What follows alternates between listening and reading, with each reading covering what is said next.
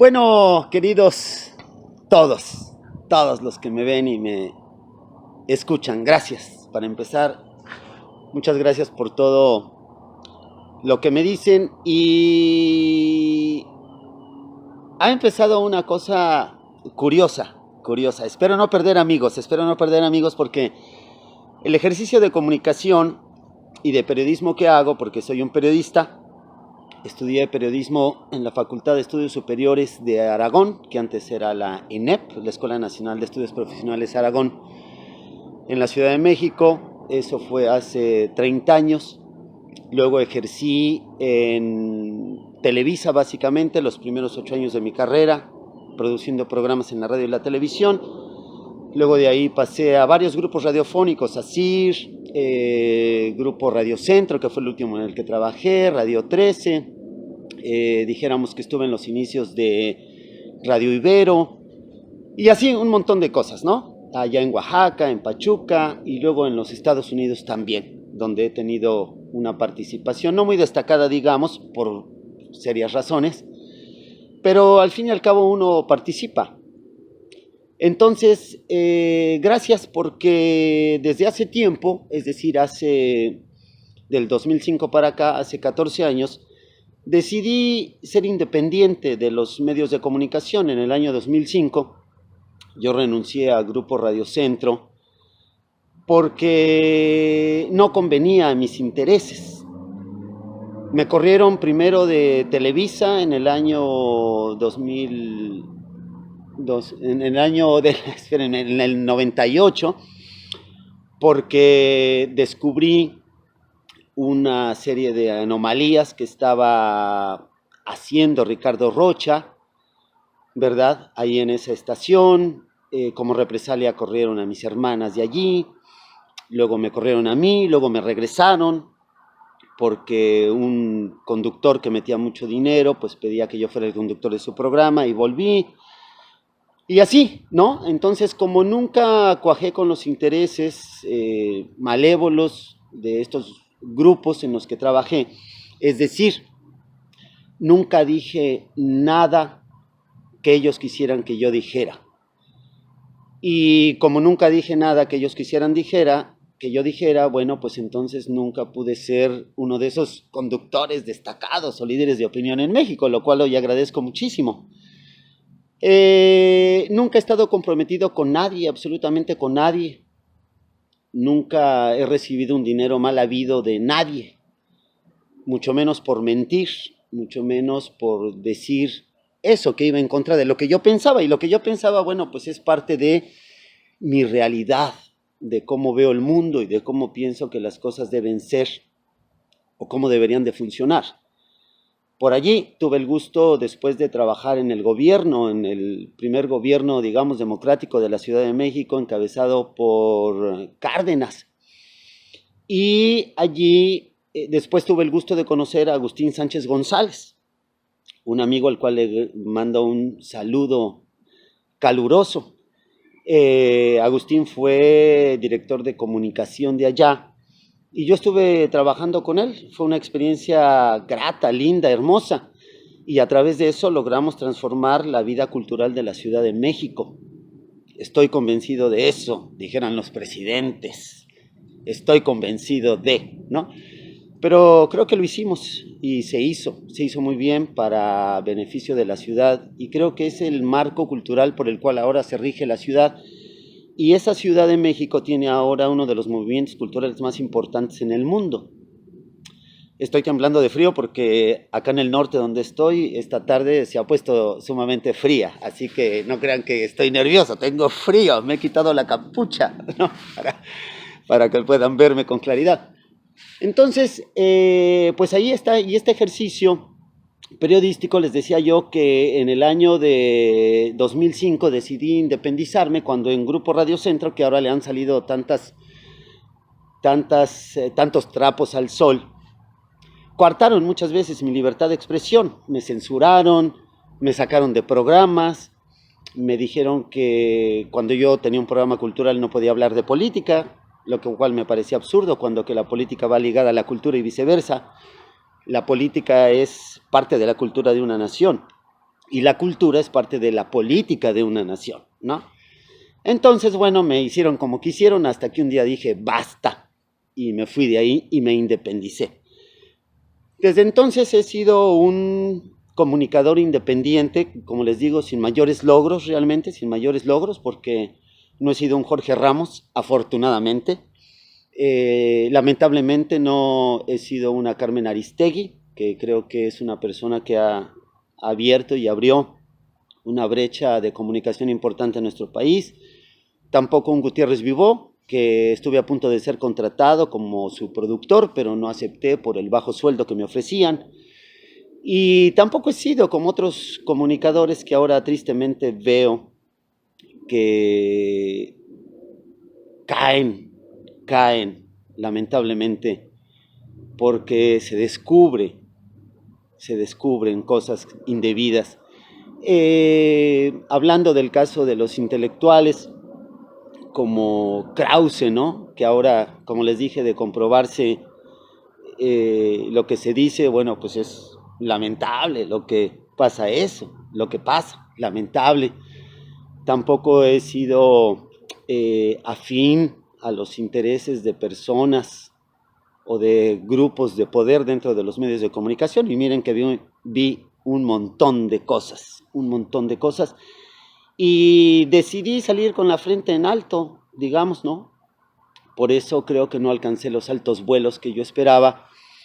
Pero bueno, pues la vida toma otros rumbos, me independicé, he hecho comunicación desde otros ángulos, desde el internet, desde la fotografía, desde el servicio a empresas, en fin.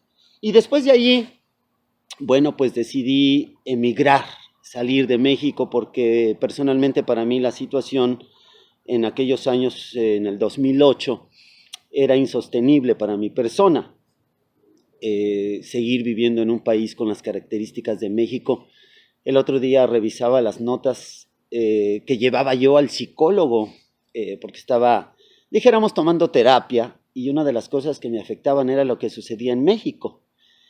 Y visto a la distancia, y reviso el por qué me afectaba lo que pasaba en el gobierno, la política, por supuesto, la economía, la inseguridad, digo, wow, estaba yo preocupado por esas cosas y me afectaban como persona. Y decidí salir de ahí y emprender un rumbo por varios países del mundo, es decir, me autoexilié. Me fui de allá porque parecía que nada podía cambiar y que personalmente nada podía hacer ante esa incertidumbre, la inseguridad, la economía, mi familia, mi hija, mi esposa y una serie de cosas. Puede llamarse este acto quizá un acto de cobardía, al no aguantar como muchos de ustedes que siguen en el país, lo cual admiro, reconozco, aplaudo, pero no tuve ese valor para seguir en el país ante tales condiciones, por lo cual emprendí un camino. No me estoy victimizando, no empiecen a chingar con eso que me estoy victimizando, no. Decidí emprender un camino por establecerme en diferentes países del continente. Y bueno, lo primero que pensé fue mantener segura a mi familia, mi esposa y mi hija. Y después, bueno, encontrar un lugar donde se pudiera prosperar. El día de hoy tengo 50 años, 50 y medio, casi 51. Y hay una situación grave en México para mí que, regresando a estas alturas de mi vida, pues por supuesto no encontraré trabajo, además de que ahora nadie me reconoce ni valorará mi experiencia, ni mucho menos, que es el caso de muchas personas. Por lo tanto, digamos que no tengo mucho que hacer en México, porque las oportunidades para la gente de mi edad, a menos que yo tuviera muchos amigos con los cuales, de los cuales pudiera valerme, pues pudieran darme una oportunidad de volver a la vida productiva, y eso es difícil. Además de la situación en la que se vive. Viendo México desde el exterior, después de 10 años, quizá uno puede obtener una visión, pues así, alejada de lo que es el país, de lo que son las cosas, de lo que es el movimiento, y además viviendo la experiencia de otros gobiernos, de otras sociedades, de otra forma de convivencia. He ido y venido entre el primer y tercer mundo, es decir, entre los Estados Unidos y Latinoamérica. He convivido en estos últimos años entre 21 países, 21 países, a lo largo de 10 años, ¿no? Entonces creo que a eso a uno le da una visión de cómo están las cosas y viéndose las cosas desde la casa del vecino, yo estoy acá y luego veo al vecino, y las cosas desde esta distancia pues se aprecian de una manera diferente y además teniendo la experiencia, uno, de la migración, otro de buscarse las oportunidades, otro de salir adelante partiendo desde cero, no solamente una vez, sino varias veces. Y entonces desde ese punto uno puede empezar a reflexionar y a opinar, como lo hago yo, sobre cómo son las cosas en México a través de toda la información, no nada más de la información que difunde Andrés Manuel López Obrador, sino los noticiarios, radio, televisión, prensa, la prensa de los países donde he estado viviendo, qué opinan de México, la gente con la que convivo, cuando me reciben como mexicano, cuando conviven conmigo como mexicano, el narcotráfico que tanto daño nos ha hecho, esa violencia brutal que tanto daño nos ha hecho, que es producto de gobiernos anteriores y también es producto del gobierno de los Estados Unidos. Entonces, en esta óptica lejana y en este panorama desde, dijéramos, el tercer nivel del estadio, pues creo que hay un punto de vista diferente. Considero, y esta es una respuesta para mi amigo Agustín Sánchez González y también para mi amigo Héctor, el Huevo, ya saben, los mexicanos somos, creo, de todo el continente, el único país que tenemos sobrenombres. Yo era el Frosty y Héctor es el Huevo hasta la fecha, ¿no? Con todo cariño, con todo mi amor para ambos, que han comentado acerca de mis videos. Creo que a través de esta experiencia de ir, venir, ver, uno puede formarse un criterio. Me dice Agustín Sánchez González que no sabe cuánto yo habré leído en mi viaje de meses. Fueron 36 meses de viaje y digamos que he leído, pero más que leído, he vivido y he visto, ¿sí? Decidí emprender un camino más allá de los libros y más allá de la casa o más allá del salón escolar, más allá de las aulas universitarias, para ir a vivir una realidad, para ir a palpar de inmediato la realidad de nuestra América Latina. Y como repito, 20 países. Dije 21 porque el 21 es el país de Norteamérica, que son los Estados Unidos. Dijéramos, para conocer todo el continente me falta Canadá y Alaska, que es parte de los Estados Unidos, Alaska. Entonces, por allí. Entonces, no es lo que tanto leí, es lo que tanto vi, lo que tanto viví.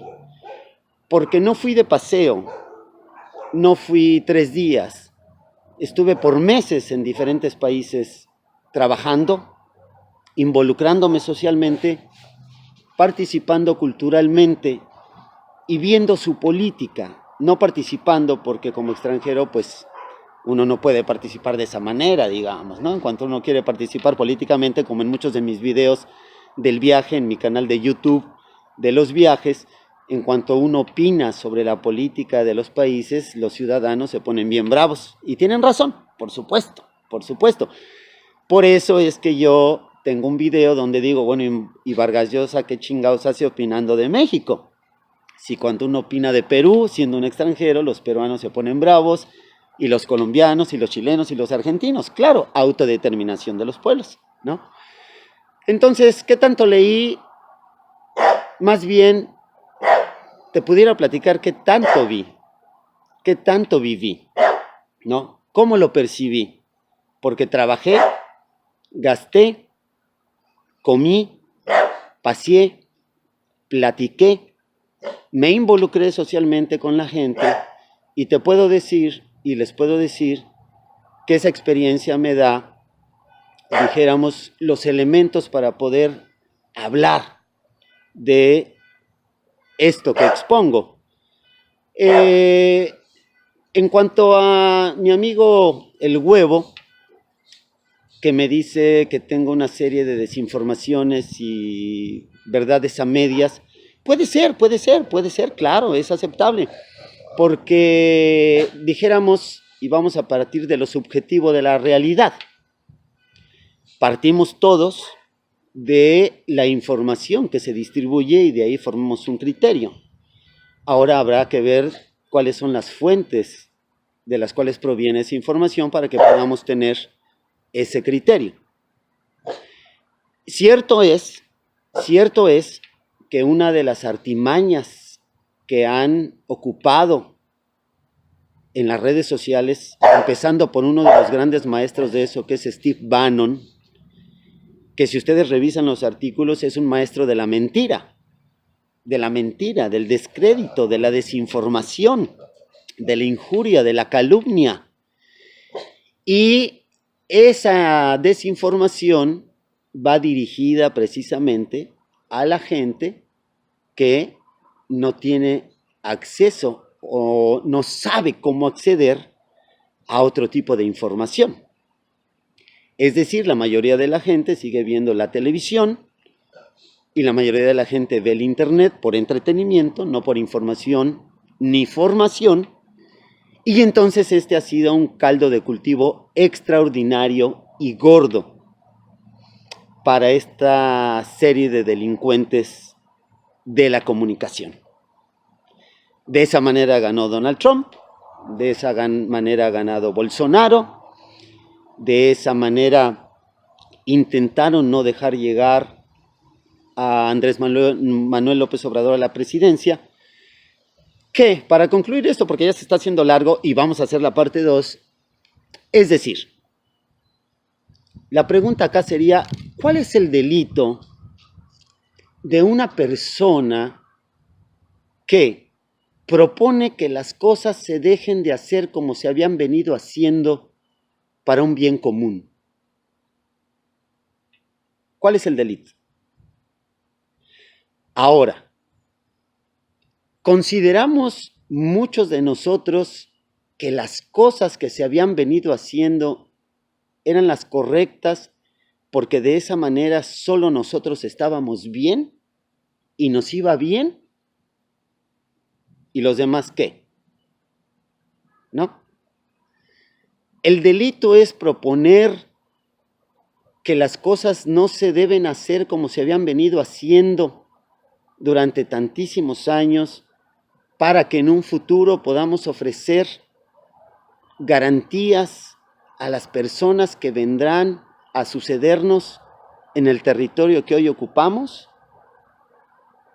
No sé, yo estoy de acuerdo en que no hay delito y vale la pena intentar hacer las cosas de una mejor manera.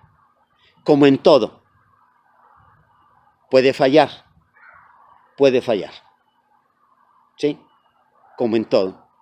Pero, ¿qué no ya bastantes fallos hemos tenido en México y en el mundo como para seguir repitiendo esos esquemas? ¿Qué no ya estamos cansados? He visto el mismo modelo a través de 3 años y 21 países, que se repite y se repite y se repite. ¿Saben qué? Yo sí estoy cansado de ver eso. Recansado. Ahora les voy a decir otra cosa. No sé ahora cuál sería el mejor lugar para vivir o cuál sería el mejor país para vivir. Ahí viene Lucas. Para vivir después de todo lo que he visto. No entiendo. Bueno, le voy a parar aquí porque tengo que meter a Lucas y seguimos con la parte 2. Saludos a todos. Di hola. ¡Hola! Lucas.